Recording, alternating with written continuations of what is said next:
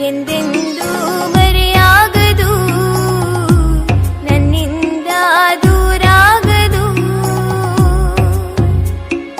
ಕಣ್ಣಾರಿನ ಕಂಡ ದೇವಾಲಯ, ಬೆಂಕಟ್ಟಿ ಮುನ್ನಡೆಸೋ ವಿದ್ಯಾಲಯ.